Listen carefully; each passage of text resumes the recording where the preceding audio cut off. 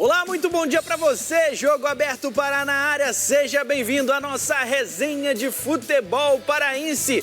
Leão anunciando o lateral direito que, olha, já deve ir para o jogo. Papão com número de G4 sob o comando do Claudinei. Tudo isso e muito mais é assunto nosso aqui no seu Jogo Aberto Pará. E claro, eu quero a sua participação, amigo torcedor azulino, bicolor. É só mandar o teu recado pra gente através do WhatsApp. O número, olha aqui, já tá na tela, 984017422. Quarta-feira tem Papão em Manaus e os bicolores já estão por lá. Qual é o teu palpite? Quinta-feira o Leão recebe o Avaí no Mangueirão. Qual é o teu palpite, torcedor azulino? Quem tá aqui para debater com a gente é ela, Liane Coelho. Muito bom dia para você. Bom dia, Danilo. Ótimo dia para você. Um ótimo dia a todos ligados aqui no Jogo Aberto Pará. Inclusive, hoje tem Mercado da Bola aqui no programa. Exatamente. Se a gente vai falar de bastidores, se a gente vai falar de Mercado da Bola, ele é o cara aqui no nosso jornalismo esportivo, Magno Fernandes. Prazer te receber aqui, Magno. Abraço, Danilo. Abraço, Liane. Semana importante para os nossos clubes, semana de afirmação. E semana de... Se o jogo está aberto, a janela também segue aberta. Exatamente. O ponto é, Papão vai conseguir aproveitar isso? Tem aquele transfer ban chato. Vamos conversar sobre isso para ver como é que tá esse caso. Falando de contratação, a gente já começa com um jogador que foi apresentado no Clube do Remo. O lateral direito, Nathan Santos, que tem passagens aí pelo Santos, pelo Internacional, mas não vinha jogando. E agora ele quer sequência no Leão. Ao que tudo indica, essa sequência já começa na quinta-feira. Vamos ouvir ele.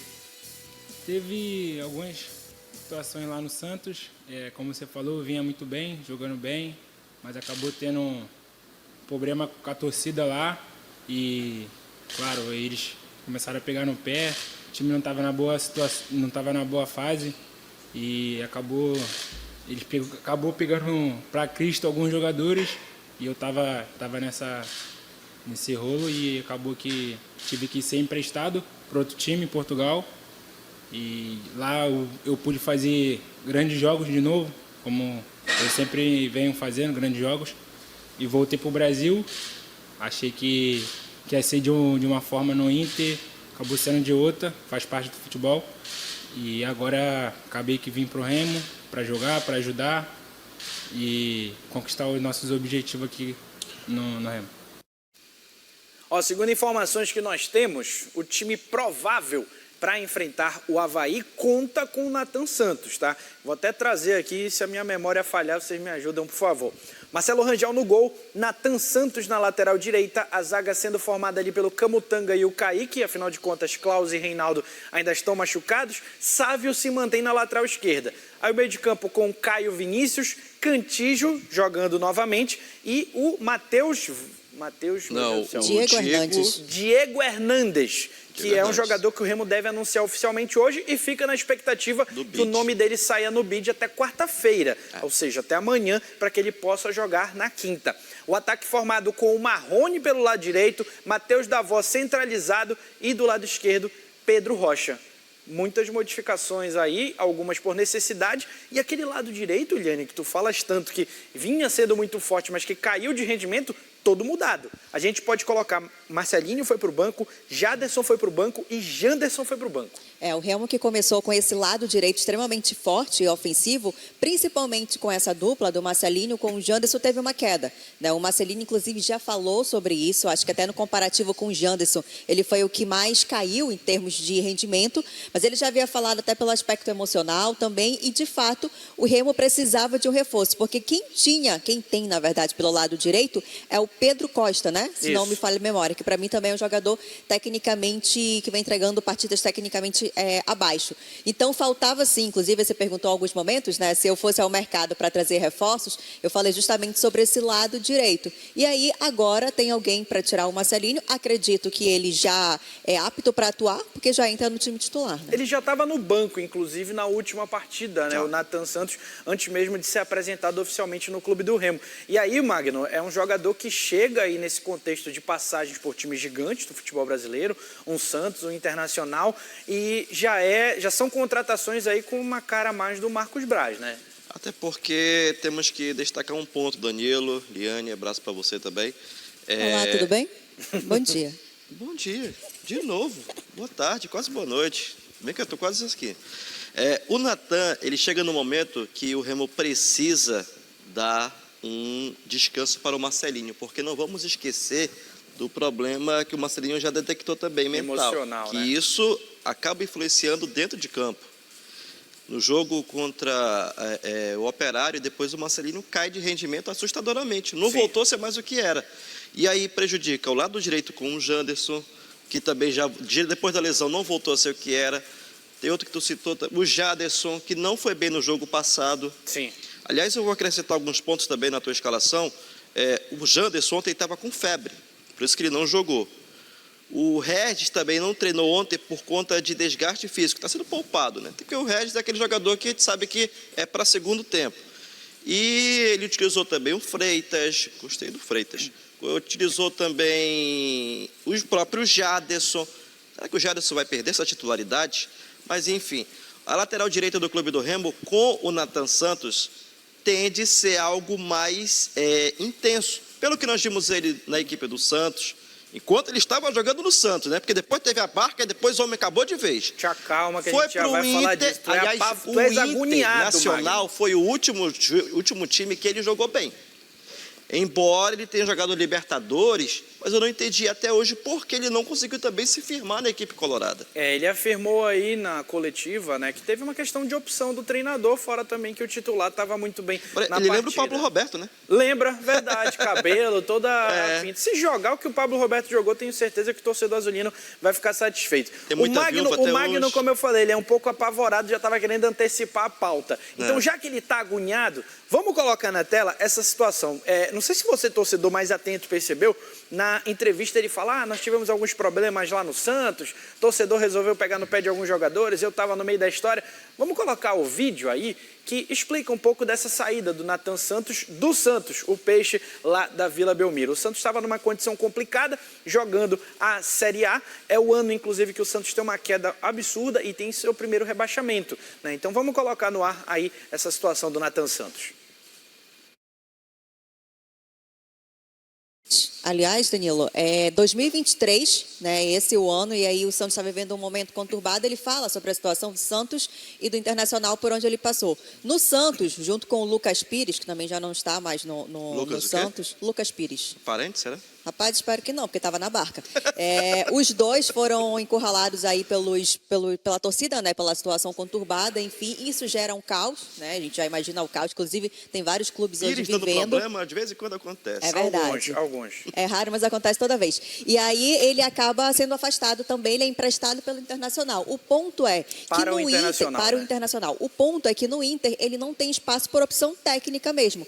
Tanto que o Inter queria devolvê-lo antes mesmo do fim do empréstimo para o Santos, né? Só que aí acabou segurando e aí na negociação estava em aberto, ele veio para o Remo. Mas na apresentação para o Internacional, no Internacional, ele mesmo falou que ele já havia se desculpado, compreendido a situação, tudo ali que havia acontecido, enfim, entendeu, digamos, a gravidade da situação e aí é por isso que agora ele tem um momento de recomeço, né? Não teve sequência no Santos, não teve sequência no Internacional, então a expectativa é que no Remo ele consiga, até porque quando ele jogou fora do Brasil, ele conseguiu ter atuar em bastante partidas, né? O ponto é que no Santos e Internacional ele não teve essa sequência. E chama atenção a ponto de vir para o Internacional. Aí o torcedor deve estar perguntando, por que vocês estão colocando tudo isso? É para queimar o jogador? Não. A gente está contando o histórico dele para mostrar que ele já jogou em alto nível em algum período no Santos, foi muito bem em Portugal. Agora, como que ele surge como uma opção para jogar num time de Série B, que é o caso do Clube do Remo,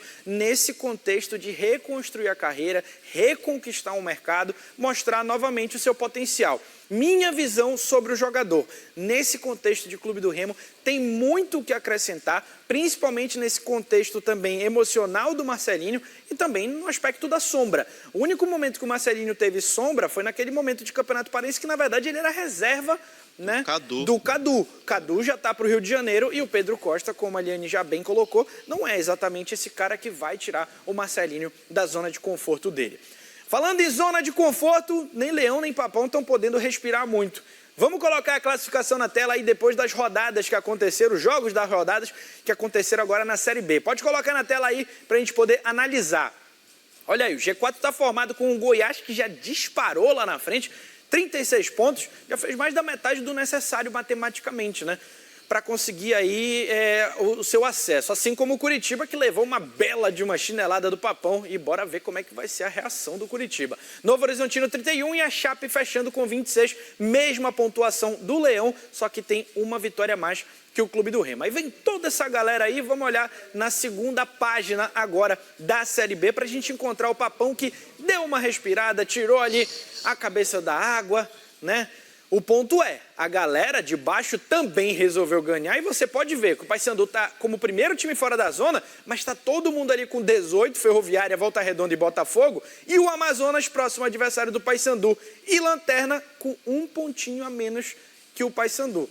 Enfim, eu vejo muita gente colocando que essa é a Série B mais disputada, não acho, eu acho que a gente já teve outras mais complicadas com times mais pesados, não vejo ninguém se destacando muito em desempenho, mas numericamente eu não lembro, por exemplo, de um Z4 nessa condição aí, Iliane. Quando a gente fala sobre essa competitividade, esse campeonato difícil, é por conta especificamente da pontuação. Você tem um Paysandu fora da zona de rebaixamento, mas uma galera colada, né? Na verdade, por critérios de gols. Tanto que no jogo contra o Curitiba, o Paysandu, para sair da zona, além da vitória, ele vai atrás também de vencer com 2 gols de diferença, justamente por conta do saldo de gols. O ponto é, o Papão agora tem 2 jogos que, para mim, é a obrigação de vencer, que é o Amazonas e o Atlético. Até porque você pega até então o líder da competição, você dá essa chinelada que você deu. E não só em resultado para mim, viu, Magno? Para mim o resultado ele foi uma resposta, na verdade, uma consequência do desempenho que o Claudinei conseguiu montar ali com a equipe. Justamente, inclusive, Magno, você que no grupo aqui também está lá no DOL, tem uma reportagem no DOL falando sobre esse desempenho do Claudinei Oliveira. Vamos colocar na tela aí a reportagem do próprio Magno Fernandes falando na tela. Né, sobre esse aproveitamento, 77,7 de aproveitamento, isso quer dizer aí de 16 pontos disputados, não é isso? Não, são 18, perdão. 18 pontos disputados, o Paysandu consegue 4 vitórias e 2 empates, conquistando aí 14 pontos. Muito relevante essa virada que o Paysandu deu com o Claudinei, Magno. E aí que tá, Danilo, que se formos pegar esse recorte, o Paysandu, ele hoje, até para entender o torcedor direito, porque muitos não entenderam, e até eu falei nas últimas outras, bom, eu vou desenhar. O Paysandu hoje, ele é o time que tem a maior vencibilidade da Série B. No momento. Sim. Pegando as últimas... mas o Remo ficou vários jogos sem perder. O Goiás também ficou vários jogos sem perder. Mas as últimas 6 rodadas... Pelo recorte atual. O recorte atual. O Paysandu é quem não perdeu. É porque o Curitiba tinha uma sequência de 9 jogos de invencibilidade. Justamente. Aí, quando o Paysandu vence o Curitiba, cai essa sequência de invencibilidade do Curitiba. E o Paysandu é o novo... E o Paysandu, atualmente... São 6 jogos, né? 6 jogos. Então, atualmente é o que detém essa invencibilidade. E aí, outro ponto também que... Até se puder colocar a tabela, Danilo, de novo, a classificação. Dá para explicar um ponto? Parte de cima ou parte de baixo? As duas, para começar. Então vamos lá, joga lá a parte de cima na tela. Vamos para os 2 jogos. Os 2 jogos são confronto de 6 pontos. Sim. O Remo, a obrigação dele vencer o Avaí, que o Avaí está bem ali, em 7º. Com um pontinho a menos que o Remo. E até o Criciúma, que tem 23 pontos, todos se vencerem e o Remo não, eles superam o Remo. Ou seja, de beira de zona de classificação, ele Remo pode cair, despencar para 10º lugar, porque o Remo tem 6 vitórias e aí que está o ponto. O Remo é o time que mais empatou na Série B. Tem 8 empates. E isso acaba complicando no critério. O Remo, se não vencer, ele fica com 6 vitórias. E aí? O Avaí automaticamente passa. Se o Cuiabá vencer, passa. Se o Vila Nova vencer, passa. Se o Atlético Paranaense vencer, passa. Se o Criciúma vencer, passa. O Paysandu, vamos lá no outra ponta. Ele precisa também ter essa vitória contra a equipe do Amazonas. Se ele vencer, ele vai para 21. E aí vai ter outro confronto direto depois com o Atlético. Mas se não vencer, é aquilo que o Danilo frisou. Tem 18, aí Ferroviária 18, Volta Redonda, Botafogo e o próprio Amazonas. Pode ser de primeiro time fora ao Lanterna. Exatamente. Então os dois estão meio que entre o céu e o inferno nessa próxima rodada. Né? A opção é vencer. Exatamente. Não só como um clichê, mas por conta da competitividade de pontuação. E uma afirmação ao Claudinei e uma confiança ao Antônio. Vamos lá. E uma informação que acabou de chegar aqui para mim em relação ao Paysandu, que faz esse jogo amanhã contra o Amazonas, o Rossi estava com um grupo lá em Manaus, tá arrumando já as coisas dele para voltar, viu? Porque voltou a sentir contusão e vai retornar a Belém já para iniciar tratamento, já para fazer o que tem que fazer. Ou seja, não vai estar à disposição do Claudinei Oliveira, que assim vai ter a opção de diretamente, talvez repetir até o formato de jogo que foi contra o Curitiba, Liane. Agora é uma perda e tanto, né? É um jogador que a ausência é notada, e principalmente daquela configuração que eu sempre desenho aqui, que é o Rossi ali no meio, porque para mim o Denner jogando no meio é um jogador extremamente abaixo. Né? Então, ele não marca, ele não ataca, né? Então seria a opção de ter o Rossi, né? O ponto é, o Paysandu conseguiu ter um bom desempenho com a ausência do Rossi. Então isso é muito bom para o elenco, né? Você ter a ausência de um jogador do tamanho que é o Rossi, mas que ainda assim o time consegue se impor em campo, buscar a vitória e tudo mais. Agora sim é uma ausência e aí é a questão pessoal, né? Para mim se torna uma ausência a mais, porque, como eu já falei várias vezes aqui no Jogo Aberto Pará, no time ali montado por mim, o Rossi atua no meio. Sendo que o Rossi, ele no jogo contra a equipe do Atlético, ele força um terceiro amarelo para justamente se recuperar. Recuperar e cumprir a punição, né? Não ter esse problema de lesão contra a equipe do Coritiba e se recuperar. Mas, de novo, acho que o Paysandu precisa dar uma atenção especial ao Rossi. Segura o Rossi para deixar o 100%. E um detalhe, Magno, o Paysandu pega o Atlético Goianiense no sábado à noite, né? É um 2-2 sábado à noite. Na sexta-feira ele esteve aqui nessa cadeira que tu está sentado. E eu perguntei, Rossi, já está 100% para jogar? Não tem mais aquele negócio de jeitinho? Ele falou, não, estou 100%.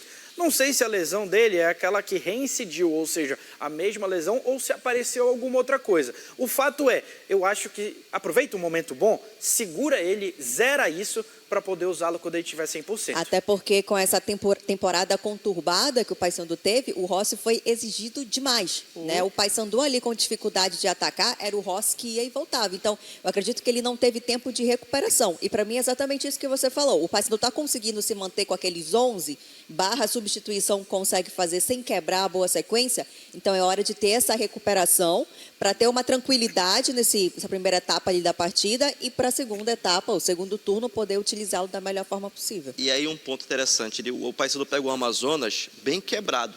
Nosso colega Cássio Júnior, lá da Rádio Rio Mar de Manaus, ele me manda agora aqui. Lateral esquerdo, Alisson, cirurgia. Tomás Luciano e Castrilon, departamento médico. Zagueiro, o Wellington Nascimento acaba de deixar o Amazonas, não vai jogar por lá. Meu amigo, o time do Amazonas está todo arrebentado também. E que a crise permaneça por lá, nem ninguém que tem seja. nada a ver com isso. Não é problema meu. Quando o problema é meu, ninguém está nem aí, então o problema deles deixa com eles. Vamos ouvir a galera? Sei que tá cheio de mensagens, já sopraram aqui pra mim que a galera hoje tá com tudo, mandando seu recado, então vamos colocar no ar aí o pessoal que dá moral pra gente, a gente obviamente dá moral pro torcedor paraense. Bom dia, Danilo. Amanhã o Papão vence o Amazonas e se afasta de uma vez por todas da zona de rebaixamento. Só faltou assinar, irmão, para eu poder citar o teu nome, mas muito obrigado. Bom dia, Danilo. Meu filho mandou sem querer. Mandou o quê, irmão? Sem querer também querendo, né? Valeu. Boa tarde a todos. Meu Papão está melhorando o futebol, está dando um pouco de alegria pra gente. Vamos sair dessa zona e estar bem longe dela. É o Wagner lá da Marambaia. Valeu, Wagner. Vamos seguir com a galera aqui. Bom dia, Danilo. Bom dia, Eliane. Mande um abraço pro time dos Pedra Doida. Estamos ligados no programa. É o Charles Roberto do bairro do Coqueiro. Nesse, o Magno jogava fácil. Eu conheço um que joga bem, um Saulo. Pode mandar essa camisa pra cá, né? Boa tarde, Danilo e Eliane. Se o Paysandu continuar uma sequência de bons resultados, você acha que tem condição de ainda no G4? É o Arnaldo da Pedreira. Arnaldo, vamos com calma, uma coisa de cada vez. Sabe aquele negócio que quando tu olha muito pra frente, tu não vê uma pedrinha que tá no meio do caminho e tu tropeça e te atrapalha? 21 rodadas pela frente, né, Pois é, mas vamos primeiro, acho que primeiro tem que focar no que tá mais na frente, depois tu vê o que acontece depois. Fala, Danilo, tudo bem? O meu Leão tem que vencer o time do Avaí nessa quinta no Mangueirão. Tudo ou nada. Só a vitória nos interessa para se manter no G4. É o Patrício. Remo saiu, viu, Patrício? Mas, obviamente, que eu acredito que o Leão vai conseguir voltar. Aliás, peraí, vou encerrar, vou deixar esse clima de suspense. Amigos, boa tarde. Vamos ganhar na quinta. Opa, vamos ganhar na quinta e ir em busca da nossa maior conquista esse ano, que é o acesso ao Álvaro Júnior, que faltou me dizer quem é. Quinta-feira é o Remo, então ele é azulino. E você, azulino, seguinte, acabei de te receber aqui mensagem da assessoria do Remo.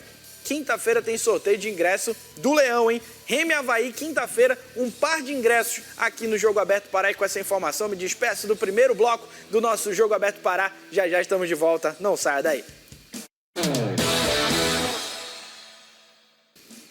Já estamos de volta e vamos falar de Papão. A gente acabou de falar, o Rossi está voltando de Manaus para Belém porque sentiu novamente uma lesão. E tem atacante no Papão que se destacou no jogo passado, mas olha, não está 100% e o torcedor bicolor tem que fazer aquela famosa corrente de oração para que ele esteja tudo bem. Vamos ver quem é. Recuperado, tô indo porque no final do jogo ali, com a adrenalina também, no final do primeiro tempo, na verdade, eu senti um pouco de tontura. Eu não sei porque, se é por a adrenalina que estava ali o estádio, que estava a nossa equipe. E creio que foi isso. Depois do jogo também eu senti um pouquinho, mas nada grave. E consegui jogar quase o jogo todo. Rapaz, o Diogo Oliveira, ele falou que foi no final do primeiro tempo, né? No primeiro tempo ele pediu mais desculpa do que eu quando faço besteira com a Morena. Enfim, ele ia fazendo o gol, desculpa para a torcida do Curitiba, não vou comentar, não sei o que mais, né? Todo assim se saindo. Enfim, ele fez muito naquele primeiro tempo. Agora, essa situação aí do Diogo Oliveira, naturalmente, gera uma preocupação, né? Porque, assim, pelo menos ainda não passaram para a gente se já há um diagnóstico claro de qual é o problema dele. A assessoria divulgou pré-jogo, antes do duelo contra o Curitiba, que era uma crise intensa de labirintite. E você já teve labirintite. Irmão. Aí eu te entendo, realmente. É uma crise intensa. E é algo que não passa de imediato. Né? A crise Tem de todo um labirintite, tratamento. você toma o remédio, mas não é de imediato. A crise ela vai se desfazendo. E aí um jogador de futebol que está ali, tem muito giro de cabeça. O esporte seria cabeceio, né? Pois é, muito giro, aquela história de antes de receber a bola você está girando a cabeça, o eixo para mapear onde você está, né? Isso é uma realidade que acontece muito. E aí eu me pergunto, como é que vai ficar a situação do Diogo Oliveira? Ele vai ficar nessa de entra em campo e bora ver no que dá? Meio complicado, né? E aí, a gente falou agora há pouco sobre a ausência do Rossi e algumas possibilidades que o Claudinei vem encaixando, mas para mim, especificamente, esse homem que joga centralizado, o Paysandu não tem. Na ausência do Diogo, o Paysandu tentou com o Vini, tentou com o Benítez. Eu não estou falando só do gol, se é que é possível deixar um pouco o gol de lado. Eu estou falando da atuação ali na frente, de puxar essa marcação. Porque aí, se a gente perceber, nos 2 gols que o Diogo faz na partida contra o Curitiba, de cabeça, nenhum ele está no meio do bolo. Um ele sai de trás, mas nenhum ele está lá no meio do bolo. Então, isso também é uma forma de puxar a marcação. Porque, vamos lá, quando tu vai estudar o time, tu já sabes quem é o teu cara que vai ser referência. Então, já tem ali uma marcação com o Diogo. Se ele puxa pelo menos 2, ele deixa, por exemplo, o Novilho, que é um jogador alto, e por aí vai. Então, se torna uma ausência, porque o Paysandu ainda não conseguiu achar esse homem referência. O Benítez não atende o que o Diogo faz. O Vini foi uma tentativa, também não respondeu. Aí sim, eu vou falar, a ausência do Diogo, ou a possível ausência, porque não foi cravada a ausência dele, é uma preocupação. Não é exatamente uma possibilidade de ausência, mas uma preocupação até no transcorrer da partida, né? Do campeonato, do que pode vir a acontecer. E dentro desse contexto que a gente está falando de características de elenco do Paysandu, o Paysandu num momento bom, eu acredito que é fundamental que o Paysandu também tenha algumas contratações para que consiga manter essa pegada. E a gente traz aí uma tela do DOL, falando sobre esse caso do tal do transferban, que o Paysandu vem penando, mais uma reportagem do Magno Fernandes, que é mais uma contratação aí que o Paysandu perde. Já perdeu o lateral esquerdo Dalber, né, que estava lá no Sport, seguiu outro caminho, e agora o Giovani é outro jogador que não vem mais, porque o jogador não vai querer ficar esperando, né, Magno? Não. E o Paysandu até agora, apesar de promessas de na sexta, na terça, não sei quando, até agora o fato é que o Paysandu não apresentou uma solução para esse problema. O Paysandu está desde semana passada dizendo vamos pagar a dívida. Só que até agora nada. Sim. Até agora nada. Está passando a semana, está passando mais uma semana. O vice-presidente Márcio Tuma deu uma declaração relatando que estamos tentando buscar recursos. Danilo, 2 rendas em jogos da Curuzu, parece que não resolve esse problema. A janela fecha setembro? Setembro. Só que é aquela coisa, Eliane, Danilo. Tem 2 meses aí, pouco menos, 1 mês e meio. Mas se o Paysandu não contratar agora, vai pegar só refúgio lá para depois. É isso que eu ia falar. O problema é o que se apresenta no mercado no momento. Né? E as oportunidades surgem e como a gente está vendo, os jogadores não vão ficar esperando. Pega um gancho até do que o próprio Braz disse numa entrevista recente agora, ele disse que o foco da janela é agora, porque para depois não vai ter nada. Só resto. O Keffel está em Belém? Quem? O Keffel? Ele tem contrato com o Paysandu, isso eu te garanto. E o empréstimo do time português acabou. E ele volta para Belém, ele tem contrato com o Paysandu até o final do ano.